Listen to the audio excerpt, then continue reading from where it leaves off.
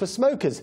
Electronic cigarettes have been hailed as the healthier alternative to the real thing. Some experts say there's not enough evidence to show their long-term effects. But a new study today claims that vaping can significantly help cigarette smokers quit, or at least cut down.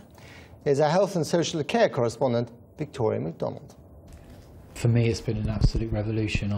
Now, I can run for the bus, whereas before, if I'd had to run for the bus or run anywhere, I'd really feel like I was going to have a heart attack or something. The long wicks that are replaced. We met John North as he was stocking up on his e-cigs. He tried the wine flavour and then the toffee. He liked both.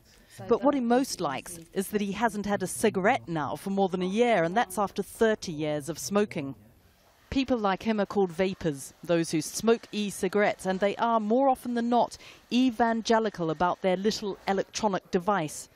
It contains nicotine and liquid, which when heated turns to smoke, thus the word vaping. The argument is that it doesn't have all the horrible chemicals in a cigarette.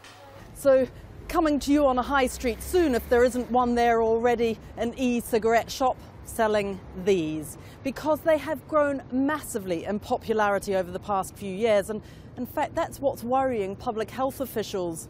Nobody quite knows yet what the long-term effects of them are, if they are actually safe, or if, for instance, they're encouraging young children to take up the habit.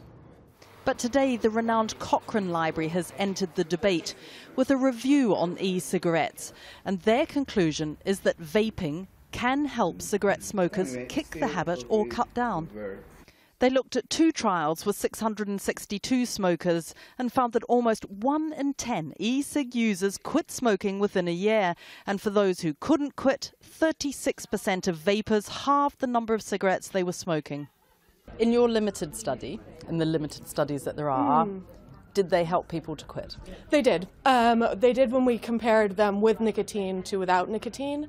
Another thing that we'd want to see in terms of more studies are comparing them to the traditional proven smoking cessation treatments, because there are medications that we know will help people stop smoking. So we know when we compared them to placebo, we did find some evidence that they helped, though we want to see more evidence because they were from 2 small studies. And that's the problem for what has become a particularly heated debate. There haven't been enough trials on safety or how they compare with other nicotine replacement therapies like patches. And of course, there are many who still prefer the more traditional route to nicotine gratification, that is, the cigarette. I just saw you light up a cigarette. Why are you smoking? I enjoy the taste. And I don't know, I started because my boyfriend smokes, so I suppose it's peer pressure as well. How old were you? I was 18. Do you know that smoking cigarettes are bad for you? Of course, but it's just, I don't know, nicotine. Do you like it? Yeah. Yeah. Otherwise I wouldn't do it.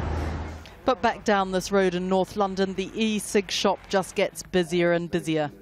Obviously, I've been smoking for long years, and when I switched, and it's pretty much the same story with everyone that made that switch.